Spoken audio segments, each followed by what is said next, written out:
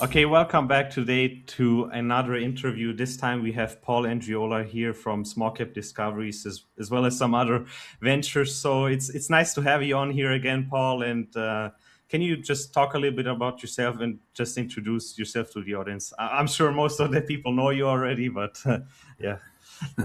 Well, thank you, Lucas. I appreciate the chance to chat today. My name is Paul Andreola. I live in Vancouver, Canada, and I run a company called Name Saddle Technologies. I also run an organization called Small Cap Discoveries. I sit on the board of a number of public companies. My background, I used to work in the capital markets, was an investment advisor and investment banker, and through that time, helped raise money for a number of companies. And now I'd say I'm just a full-time microcap investor or investor through the different companies I work with, and just looking for great opportunities that are mispriced. And if anything, I'm almost a full-time microcap investor. So we rarely look at anything that's large. We look at a lot of small stuff, and absolutely love what we do. So and then just coming to a strategy, I mean, I really find it interesting what you're doing because you look at sort of the part of the markets in the Canadian part, which is sort of more undiscovered, like typical revenue businesses, typical businesses that already have cash flows. So just to get sort of into my question is, you prefer boring businesses, right? In sort of more fragmented industries over, let's say, something that might be sexier, like let's say precious metals right now. Yeah. And in the current market cycle, are you finding that boring businesses still have potentially the best returns, or has this sort of shifted over the past few weeks? Like, So it's not that we purposely go after boring businesses. We're going after what we think are good values. And, Canada's made up of, I think the public markets, you can argue there's about 3,300 companies that are publicly listed. Certainly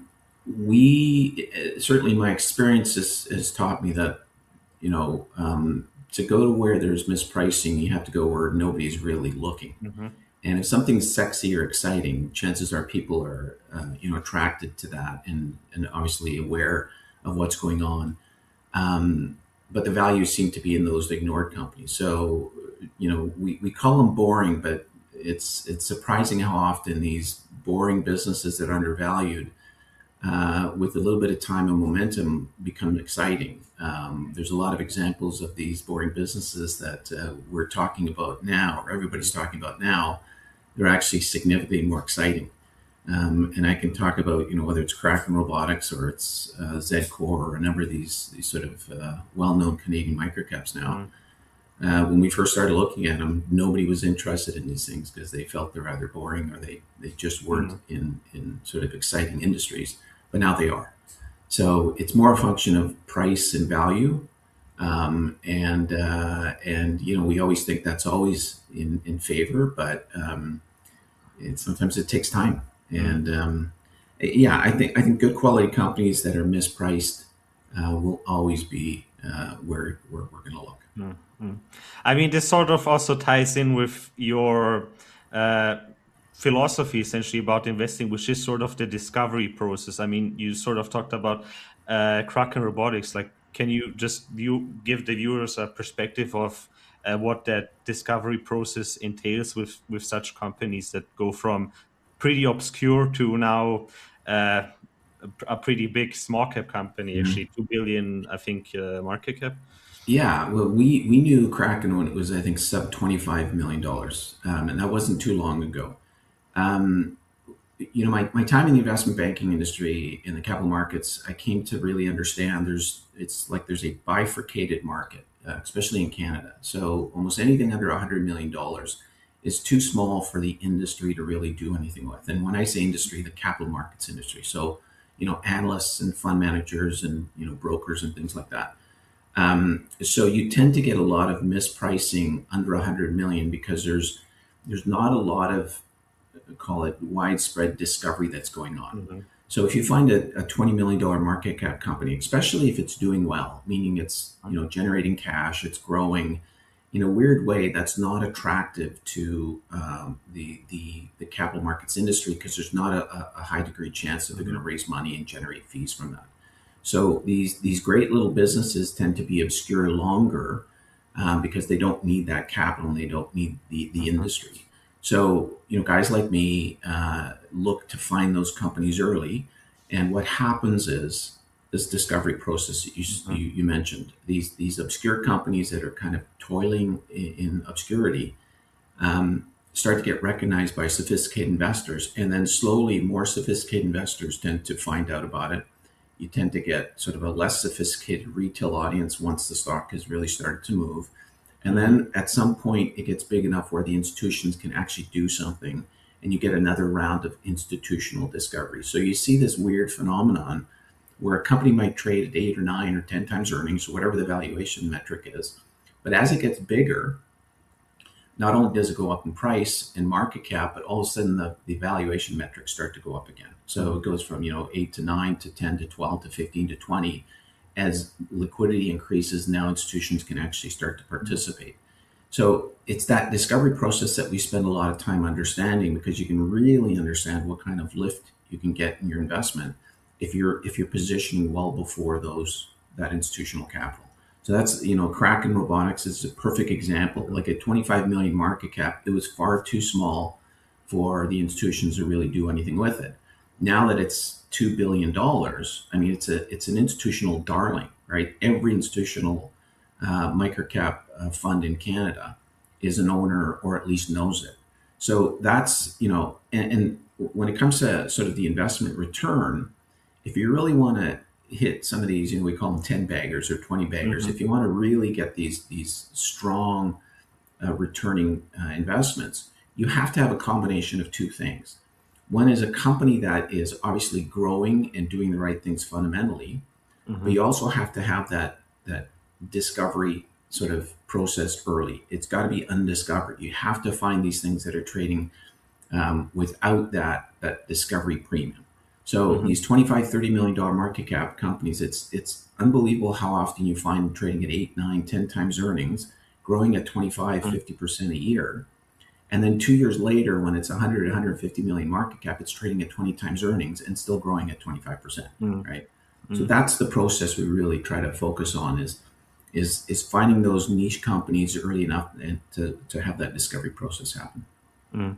You can essentially boil it down to, in a way, it was at first a value stock and then it transitions to sort of a growth stock where you can say the multiples have massively expanded. I mean, we saw that really with Zcore, and that really also ties into to another question that I have, and that is sort of how, at least in the early research, because you have so many companies, how do you really get the sense that, okay, this one might have an advantage over other companies where you can say, okay, this is quantified enough, and this really could has a good foundation to maybe have a shot at a sort of Kraken situation or a Zcore or no.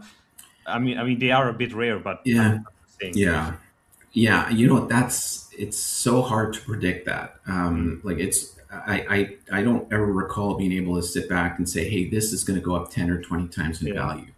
But the easier process to sit at some of these companies and look at them and say, okay, this has a really good shot of doubling, right, in a pretty short time frame. And then what happens? It doubles, and you look at it again, ask the same question. You go, oh my goodness, it looks like it's going to double again. So it's more of that. But you can't sit down and pick 10 companies and say, okay, these three are going to be the big winners. Otherwise, you wouldn't buy the other seven, Yeah. right? Yeah. So it's a process like that where you're trying to understand that.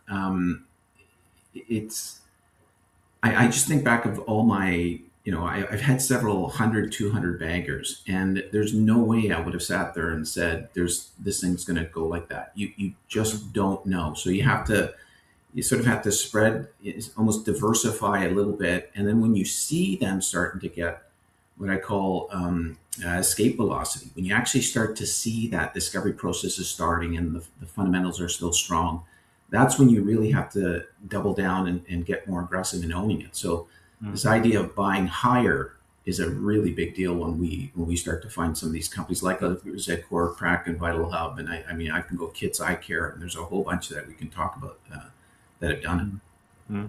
I mean, just looking back at some of your past successes, I mean, you're pretty much known for Expel, right?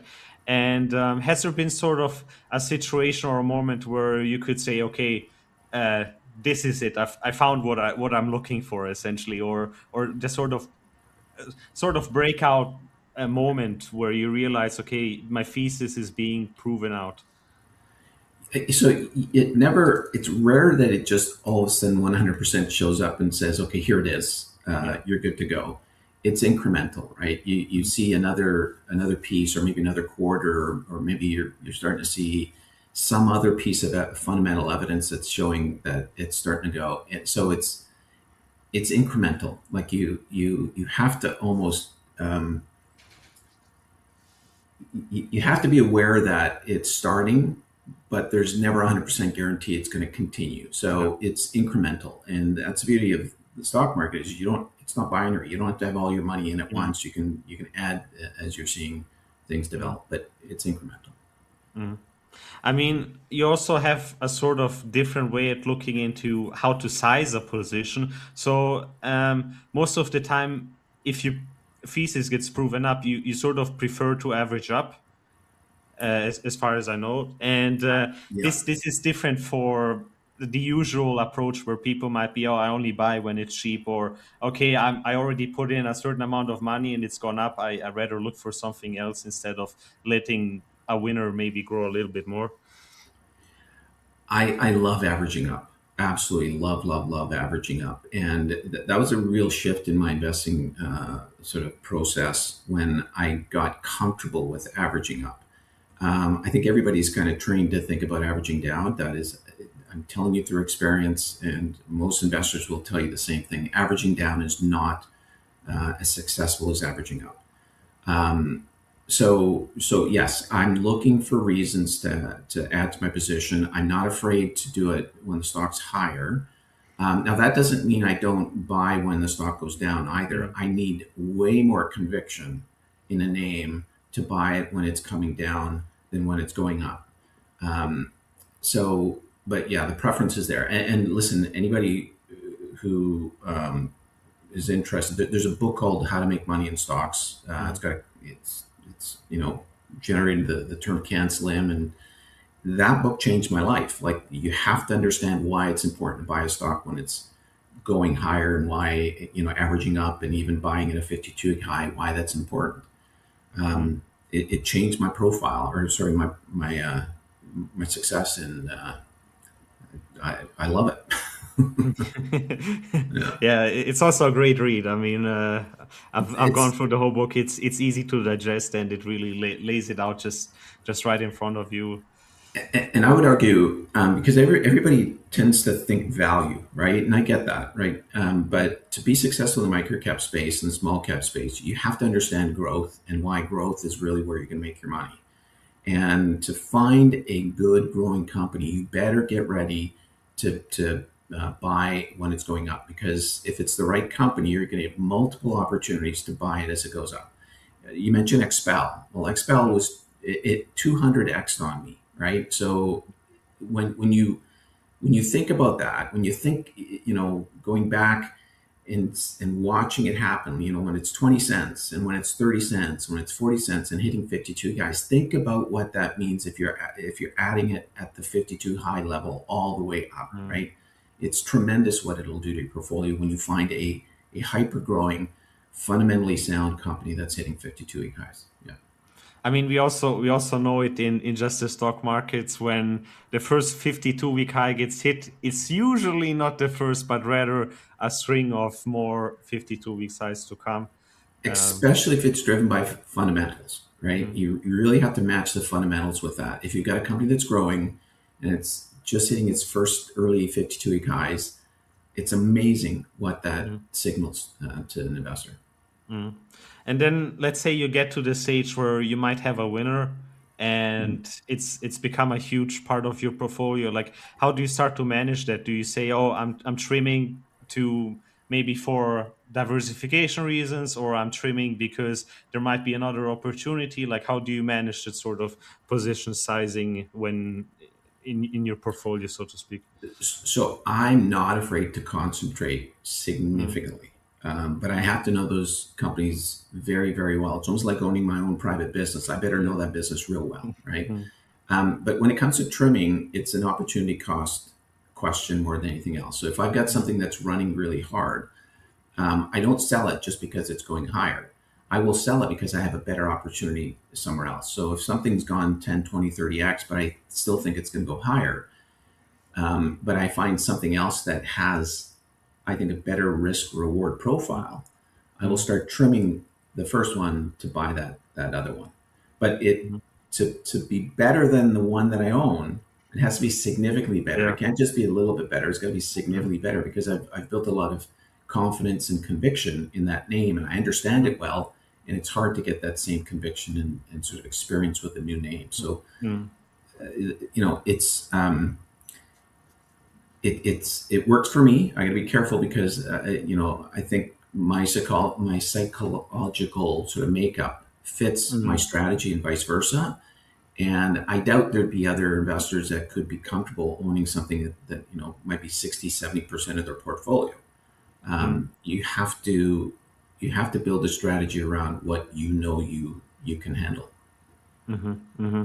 And this also sort of ties in why microcap investing is perhaps fundamentally so hard, because it's not only about having a thesis, it's also about always continuously having to reevaluate it. And that's just not only very time consuming, but it you oftentimes you come across so much information that you might not be able to properly evaluate it, or it takes time. And it's like essentially that's why microcap investing is also so hard in this sense.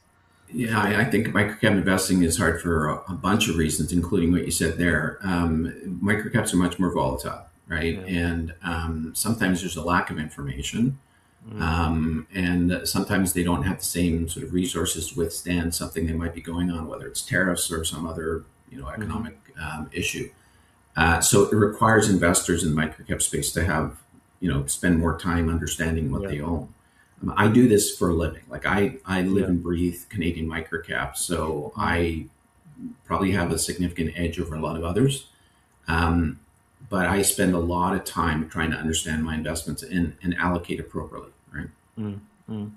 And sort of when you evaluate these companies, do you, you also interview CEOs through small cap discoveries, and is there sort of a moment where you're like, okay, this is a red flag, and it Mm-hmm. makes the company like, let's say, rather pass on the investment, even if the Mm-hmm. numbers might look, pretty good.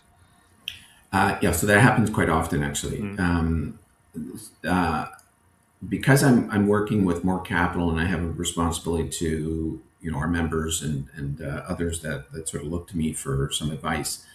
I have to take a longer term approach to mm, investing. So when it comes to longer term investing, management become much more important than if you're trading short term. mhm, So ethics, honesty, performance, all these things become a significantly bigger requirement. I want to see mhm, somebody who is transparent, tells the truth, and does what they say they will. And the benefit I have is I've been doing this a long time. I've come to know lots of companies. I've interviewed mhm, hundreds and hundreds of CEOs. And in some cases, we don't even touch a stock in some cases until we've had two or three interviews. So we've mhm, been able to see what they've done over that time frame, see if they've actually done what they said they would. There's other examples where we catch somebody in a lie, we catch somebody that's done something that we feel isn't ethical, and that is a no starter for us. Like if we see something that gives us pause like that, mhm, we are not interested. We don't care what the fundamentals look like. We don't care what how sexy the business is, mhm, anything like that. That is a non-starter for us. mhm. Yeah, I That's the big mean, red flag. yeah, I mean, I know from also my personal experience, you talk with these CEOs, and sometimes their communication seems pretty, let's call it bullish, right? And Mhm. then as sort of time goes on, you realize that, well, there might have been a more ulterior motive or something, or essentially misleading you in a way. So I Yeah. think it's also it's not just talking to them, it's but also just like evaluating every time if what they're saying makes sense, because CEOs like to talk a lot, right? And they like Well, to make a narrative of their certain company. So yeah, it's and listen, I mean, yeah, you want CEOs that are excited about their business. yeah. That's one thing. I like that. I'll Mhm. tell you another red flag that we typically get is when we see a CEO that talks too much about the stock, right? Too Mhm. much Yeah. about what they're going to do with the stock rather than what they're going to do with the business. Mhm. Some of the most successful CEOs I've interviewed have been those that understand that that's a result of the hard work you do. Mhm. It's not where you put your work, right? So I'd almost say that some of the CEOs that are a little bit more boring because they just Mhm. want to talk about the business as opposed Yeah. to their stock, those are the ones I gravitate towards. Those are the Mhm. ones, when I hear them, a CEO talk about this big IR program that's going to start, I'm going, that's not going to Yeah. get me excited. I don't want to hear Yeah. that that's what you're focused on. Tell me you've got a brand new product that you're going to go and sell and why you're excited this is going to do well. That's what Mhm. I get excited about when I listen to a CEO. Mhm. I mean, in sort of your long time in being invested in those markets and learning a lot of things, is there something where you're like, okay, 10 years ago I did it a different way, or there's something that I thought it was good in my approach, and now you're more like actively avoiding, or maybe some green flags before, like things you liked about CEOs or something, where you're like, after time it came out to be maybe that this is not certainly You the know case. what?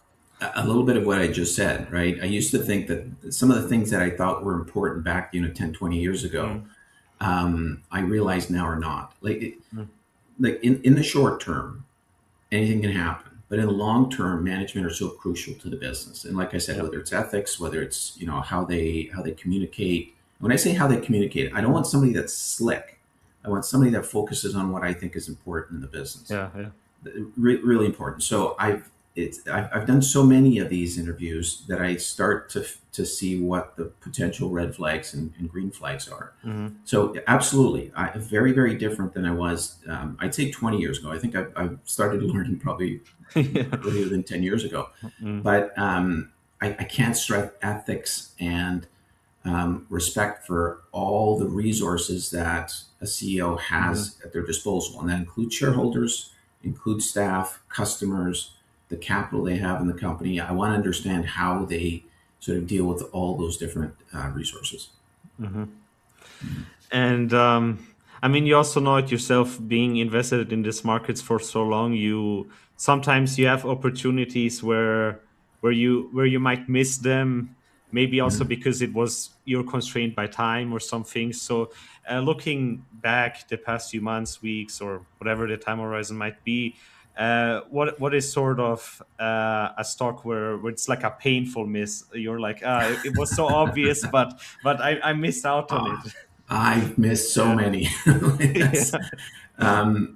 listen, and some that I missed that I purposely missed, and I even thought they would do well. But like I mentioned, Mm, I had concerns around ethics, or maybe I had some past experience with a company that I wasn't comfortable with. We've had two or three of those in the last 2 years that have gone in 10, 20x on us mhm, and we didn't touch and we just stood aside.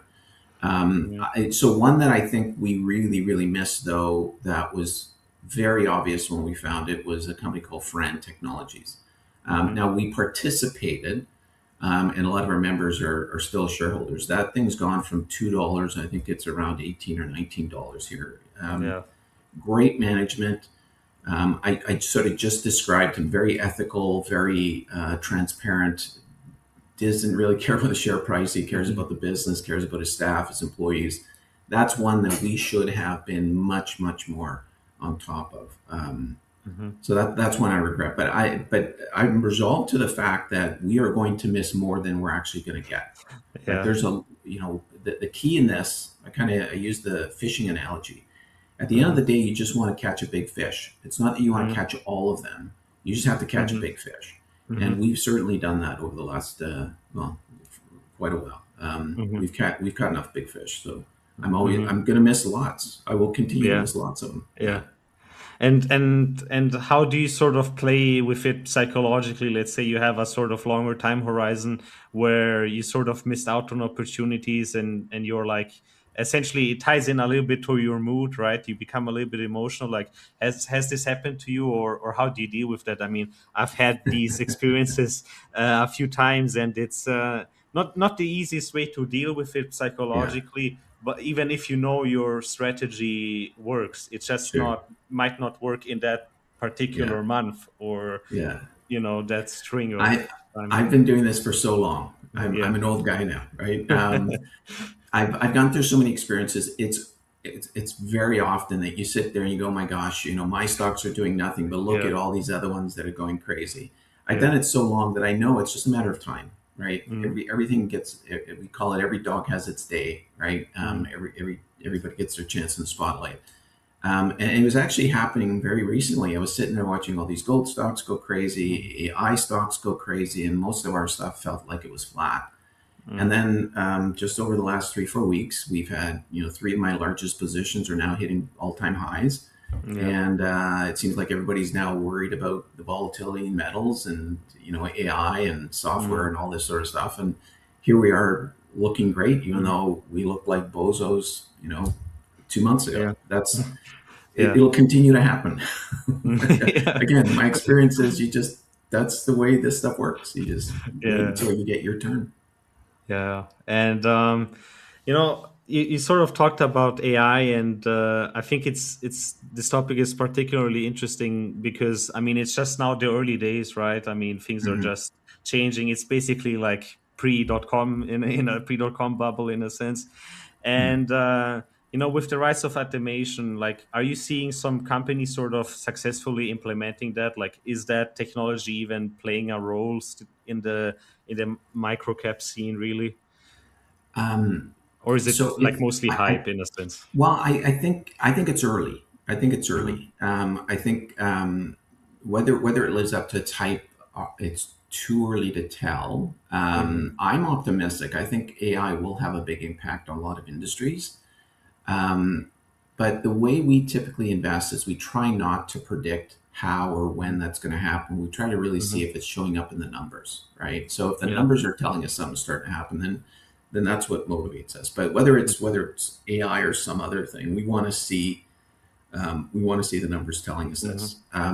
My experience is that we overblow or we over exaggerate what happens in the short term and we under Hmm. exaggerate what happens in the longer term. So I think everybody, this hit on software companies because of AI. Yeah. I think we got to be careful. I think it's overdone. I think it's Mm. too extreme.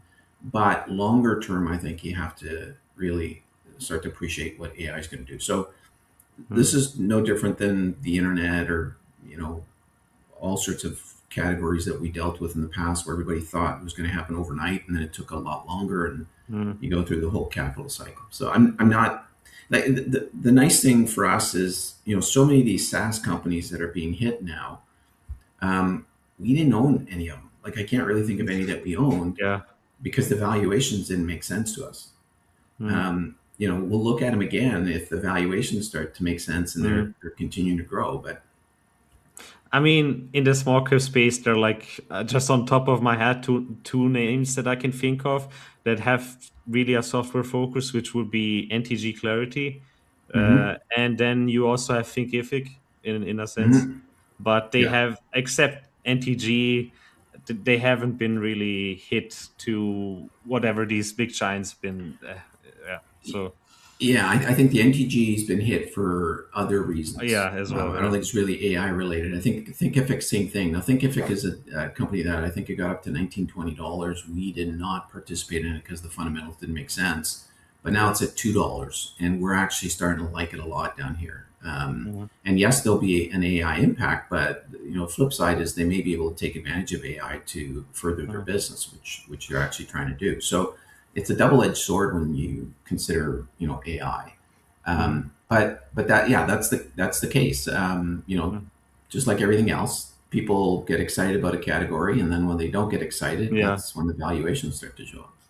Yeah, I mean, people forget that these businesses also have a moat for a reason. It's not just Hmm. the technology itself, but it might be the brand or the easy of use of the technology, or um, because everybody's already used to using it. Like I saw somebody thinking that Spotify will, go down because of Yeah. because of AI, but it's Hmm. like people forget that these companies already look into these sort of technologies to try to implement. So, Well, for uh, sure. And then what other a lot of investors don't understand is that there's a massive capital cycle as well. Like if you mm, are now, if you're a software company right now, whether it's competing with Thinkific or any of these other companies, you're a lot less likely to get capital because investors don't mm, think they're as appealing as they were before. So the existing companies that are in the space, they're not going to see a lot of competition from other startups that would have originally gotten a lot of capital yeah, because that capital is going to stay away.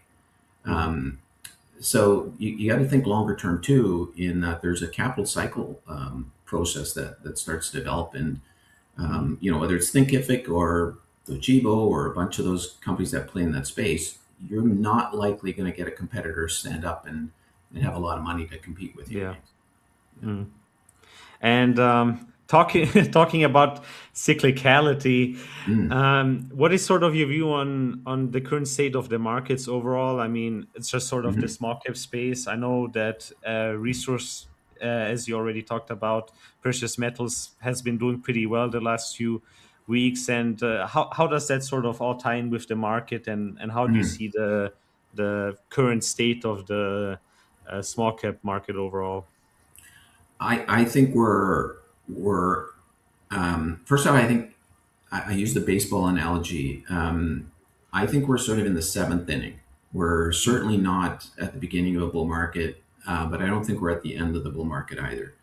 mm, When you get in this sort of sixth to seventh inning, that's actually when the microcaps and small caps do the best, right? Now, it's also historically, when microcaps are doing really, really well, that's when you have to be worried about the overall market, right? Because mm, speculation it sort of runs through a cycle, and I mm. think we're getting to that point where we're starting to see that. But when it comes specifically to microcaps, one of the things that's lacking right now and gives me reason to be bullish is we're still not seeing a lot of IPOs, right? We're not seeing a lot Yeah. of new issues coming up, and you always have to think of these things in the form of sort of supply and demand. The reason why some microcaps are doing so well is because there's a lack of supply of those type of companies. So the Mhm. demand is getting stronger and stronger, and it's showing up in some of these stocks that have just gone crazy. Now, to go public, it takes time, right? It takes anywhere from 6 to 12 months to get a new issue public.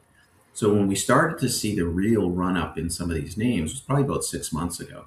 So I expect we're going to start to see more IPOs to capture some of this sort of demand, and that usually runs anywhere from about a year to 2 years, right? So mhm, I think from here on in, I think we've got a good, healthy, if not super aggressively bullish market in the microcaps mhm, for probably another year to 2 years. So that's you know we're sort of working a little bit under that framework to say, okay, mhm, the next year or two, you better be prepared to sort of get ready to hit the exit button, because when those things start to really come in, like we saw, sort of midway through the COVID market, you saw a lot of IPOs come in, right? And then it just dropped off and the market fell apart because you had no mm, more place to invest your money. mhm. And the past two, I would say 2 3 years, we saw that kind of wave of bankruptcies or delisting in the venture exchange, and the listing of the amount of companies listed on the venture has gradually decreased. And this also brings me to a point now that there's less companies still listed.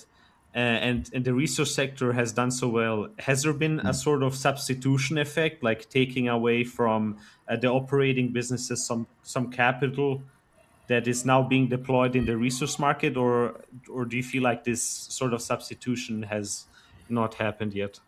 No, so we definitely seen that. So you're right. In the Canadian markets, and I think this is actually probably worldwide, we've seen a decrease in companies willing to go public because there's been a really healthy sort of private equity and venture capital market.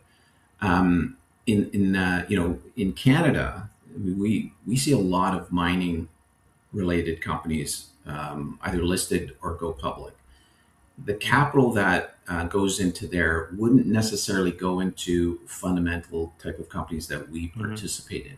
However, the speculative capital that usually comes into our type of stocks when they get really sort of sexy, Mm-hmm. that does get diverted, right? You get the sort of the more day trader mentality, and that anybody who's just trying to flip stocks or Mm-hmm. trade, whatever's active, that capital does go there. And quite frankly, I prefer that. I want to see that speculative capital go away because it gives us a little bit more opportunity. Um, Mm-hmm. we'll see what happens with the mining market. I do think in the short term it's been a negative for the type of companies that we have, Mm-hmm. but at some point that plays itself out, and they're going to start looking again for opportunities elsewhere, and everybody kind of always gravitates back to Mm-hmm. those momentum stocks that have fundamentals, although they typically do it at much higher prices. Mm. Yeah, I mean, we saw a little bit that the past few weeks, risk on assets have at least taken a little bit of a cold shower, and I think that's pretty healthy for the market. Like, definitely not 2021 type of scenarios where everything would just 3x or something. So yeah, it's a much healthier market while still being bullish overall. Exactly, like we got very, I'd say, cautious when you start to see some of these risk on assets really go parabolic, right? Like Mm, especially like when gold and silver, when those assets start to go parabolic, you could feel the speculative fever was just way too high, and it became a point where that was the only game in town. mhm, Everybody who is active traders, that's where they were active, and you could see that our type of stocks just got the volumes were going down a little bit, right? mm, Absolutely, it's healthy. You need that. mm. And with what's kind of happened, the volatility on the downside in the last little while, everybody's kind of gotten back to a little bit more, I'll say, sanity. Yeah. And now they can operate a little bit slower. Yeah. Yeah. And we're sort of getting at the end of this interview. Is there anything you think is worth mentioning, or you really want to sort of tell the audience?